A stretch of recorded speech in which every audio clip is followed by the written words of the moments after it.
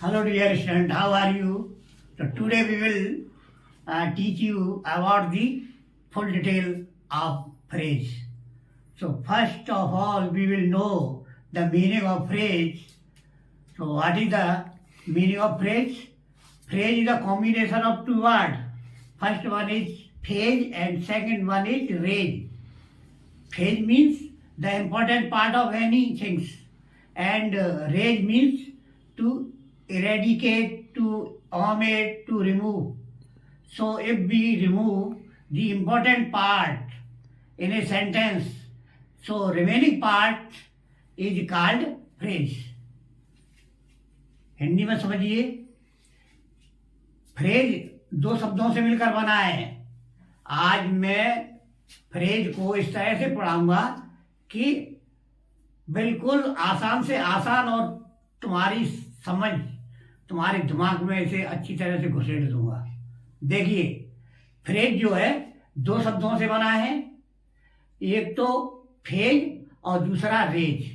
Phase का मतलब है किसी वाक्य का महत्वपूर्ण हिस्सा, किसी चीज का। अब यहां सेंटेंस के संदर्भ में हम पढ़ रहे हैं तो वाक्य का मुख्य पार्ट, और रेज मीन्स किसी चीज को हटा देना, रिमूव कर देना। यदि हम वाक्य में से सब्जेक्ट, वर्ब, ऑब्जेक्ट को हम हटा दें तो जो शेष भाग बचेगा वो ही हमारा फ्रेज कहलाएगा। क्योंकि फ्रेज के अंदर there is no subject combination.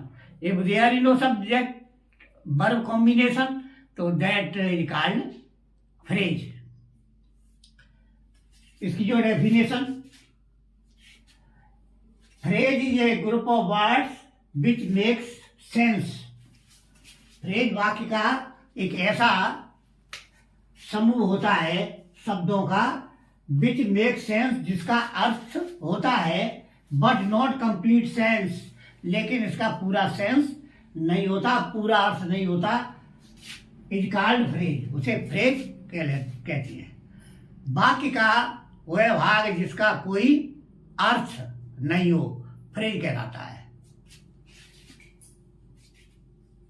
Phrase दो शब्दों से मिलकर बना है, फेज एंड रेज। फेज का मतलब होता है मुख्य या महत्वपूर्ण चरण या भाग, और रेज का मतलब होता है हटा देना या मिटा देना। यदि हम वाक्य में से सब्जेक्ट, वर्ब और ऑब्जेक्ट को हटा दें तो जो शेष भाग बचेगा उसको ही फ्रेज कहेंगे, क्योंकि इसका जो कोई सेंस, कंप्लीट सेंस नहीं होता, पूरा अर्थ नहीं देता। It is an important part of anything, and range means to remove or omit. In a sentence, subject, verb and object is an important part. वाक्य में सब्जेक्ट, वर्ब और ऑब्जेक्ट एक महत्वपूर्ण भाग है। That can be called phase, जिसे हम phase कह सकते हैं, चरण कह सकते हैं, या मुख्य भाग कह सकते हैं। वाइल रिमेनिंग पार्ट, जबकि जो रिमेनिंग पार्ट है, शेष भाग है, इज मीनिंगलेस, अर्थ रहित होता है। So this meaningless part is called phrase. अतः जो अर्थहीन भाग है उसे ही हम फ्रेज कहते हैं। If we remove subject, verb and object from the sentence, यदि हम वाक्य से सब्जेक्ट, वर्ब और ऑब्जेक्ट को हटा दें तो जो सेंस भाग बचता है, and rest part will be called phrase, तो शेष भाग जो है फ्रेज कहलाता है। फ्रेज को हिंदी में कहते हैं वाक्यांश, अर्थात इसको जो तोड़ते हैं वाक्य धन अंश। ऐसे ही फ्रेज, फेज प्लस रेज वाक्य का एक अंश होता है, कंप्लीट सेंटेंस नहीं होता है। कंप्लीट सेंटेंस होने के लिए सब्जेक्ट, वर्ब, ऑब्जेक्ट कंपलसरी है। तो ये इसकी जो है मीनिंग हो गई। अब इसको जो है डेफिनेशन किस तरह से है, तो ए phrase is a group of words, वाक्यांश शब्दों का वह समूह होता है, विच मेक सेंस, जिसका अर्थ तो होता है बट नॉट कंप्लीट सेंस, लेकिन इसका पूरा अर्थ नहीं होता। इसे ही फ्रेज या वाक्यांश कहते हैं। उदाहरण से समझ में आएगी चीजें। उदाहरण से देखिए, आई saw a drama in the theatre. Theatre means एक जो है रंगशाला कह लो, नाटकशाला कह लो, या a place where dramas are shown on the stage in the theatre, that is theatre. I saw a drama, I subject है, सॉ वर्ब है, drama इसका ऑब्जेक्ट है। ये जो है सब्जेक्ट का फेज है, प्रथम फेज हो गया, और ये दूसरा phase in the theatre, theatre में। तो अब ये मुख्य पार्ट है, मुख्य फेज है, इसको हम हटा दें तो शेष जो भाग बचेगा वही फ्रेज होगा, क्योंकि इन the theatre, in the theatre. अब इसका क्या सेंस है? कुछ नहीं, इन दी थिएटर। ये तब तक जो है कंप्लीट सेंस नहीं बनेगा, कंप्लीट जो है वाक्य नहीं बनेगा जब तक इसमें सब्जेक्ट वर्ब कॉम्बिनेशन नहीं होगा। अतः फ्रेज के लिए सेंटेंस और फ्रेज में इतना ही अंतर है। बच्चे से फ्रेज, इसकी जो भाषा ही तो नहीं समझते, टीचर से ढंग से समझाते हैं। जब तक हम किसी चीज की एक्सप्लेन नहीं करेंगे तब तक चीजें समझ में नहीं आती हैं। तो ये समझो कि फ्रेज जो है फेज और रेज का ही जो है तोड़कर से देखते हैं, तो उसे ही जो है हम शब्दों को जो है तोड़ के देखकर उसका अर्थ समझ में आता है। तो परिभाषा, अर्थ परिभाषा दोनों चीज हो गई। अब मैं बताता हूं कि फ्रेज, इसकी जो फीचर क्या है, फ्रेज को हम कैसे पढ़ते हैं, क्यों पढ़ते हैं, फ्रेज का मतलब समझ गए। अब इसकी फ्रेज की क्या रोल होता है और क्या इसकी भूमिका होती है वाक्य में। विशेषता देखिए, ये फ्रेज का नेचर है, स्वभाव मानो, या इसके विशेषताएं गुण कह लो। तो फ्रेज में it is a group of words. पहली जिसकी जो फीचर है, ये शब्दों का एक जो है समूह होता है। दूसरी विशेषता, it does not have subject verb combination. इसमें सब्जेक्ट वर्ब का कॉम्बिनेशन नहीं होता, अर्थात सब्जेक्ट वर्ब नहीं होता। और तीसरी बात है इसकी जो विशेषता है, it does not give complete meaning. यह कंप्लीट मीनिंग भी नहीं देता, यानी संपूर्ण अर्थ स्पष्ट नहीं कर पाता।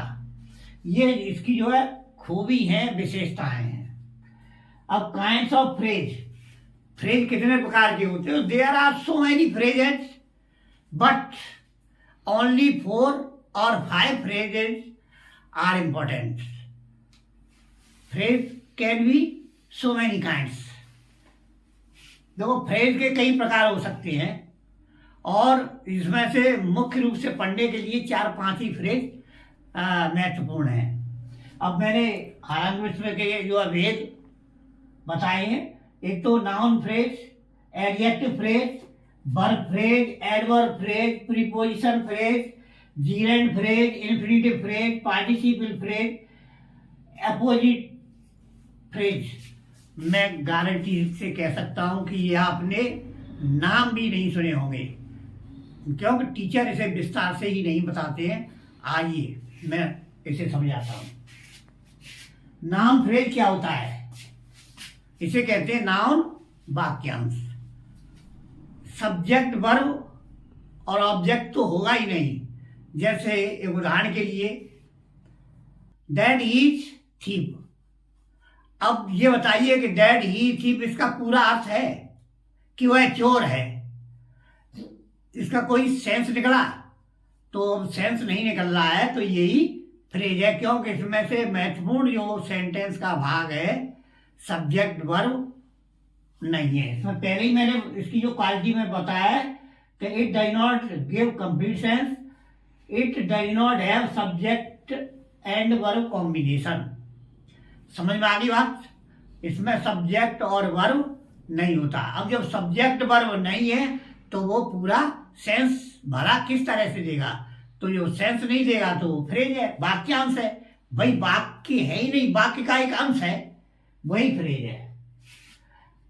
दूसरा एडजेक्टिव फ्रेज, विशेषण उपवाक्य, विशेषण जो है सॉरी अंश विशेष।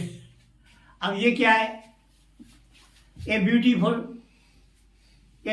गर्ल, एक सुंदर लड़की। अब सुंदर लड़की तो इसका जो पूरा वाक्य तो है नहीं, अब सुंदर लड़की, अब इसे आप किस तरह से जो है इसका कहेंगे। अब सुंदर लड़की तो क्या हो गया, सुंदर, जब पूरा इसका सेंस ही नहीं निकल रहा, सेंस है लेकिन कंप्लीट सेंस नहीं है, और कंप्लीट सेंस तभी नहीं हो सकता जब उसमें सब्जेक्ट वर्ब कॉम्बिनेशन नहीं है। इसलिए सब्जेक्ट वर्ब कॉम्बिनेशन सेंटेंस के लिए जरूर हो जाए। और verb phrase, is going, is laughing, coming here, तो ये पूरा सेंस नहीं दे रहा, अतः ये सब फ्रेज होते हैं। तो ये इसकी जो है इसके काइंड है। अब मुख्य चीज है वो मैंने नोट करके लिखी है, पॉइंट टू रिमेंबर। अब आपको क्या इसमें देखना है, इसके लिए एक ये स्मरण करने के लिए पॉइंट मैंने नोट कर दिया है, पॉइंट टू रिमेंबर, स्मरणीय बिंदु इसे हिंदी में कह सकते हैं। वो चीज तुम्हें याद करनी है। When phrase remains alone, it gives no meaning. जब फ्रेज अकेला होता है तो ये कभी पूरा अर्थ नहीं देता। But they are added with the sentence, जबकि इन फ्रेजेज को हम सेंटेंस में जोड़ देते हैं, तब जो है ये अर्थ स्पष्ट करता है। तो when phrase remains alone, जब फ्रेज अकेला होता है, इट गिव्स नो मीनिंग, इसका कोई अर्थ नहीं होता। But they are added with the sentence, जब इनको सेंटेंस में जोड़ देते हैं, they increase the beauty of sentence, तो ये वाक्य की खूबसूरती को बढ़ा देते हैं, उसकी सुंदरता को बढ़ा देते हैं। उदाहरण के लिए under the tree, under the tree इसका मतलब है पेड़ के नीचे। अब पेड़ के नीचे क्या नीचे, इसका कोई अर्थ नहीं है। इसे हम किस तरह से बोलचाल में इसका सेंस लगाएंगे, पेड़ के नीचे।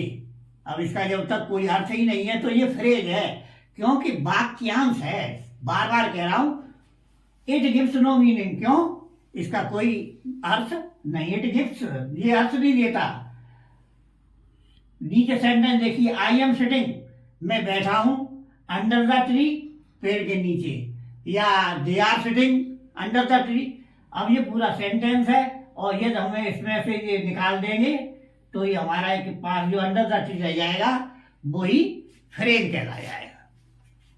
तो ये जो है फ्रेज के बारे में आज मैंने पूरा इसका जो चिट्ठा खोल के आपको समझा दिया, और मैं समझता हूं कि आपकी समझ में बड़ी सहजता से आ गया होगा।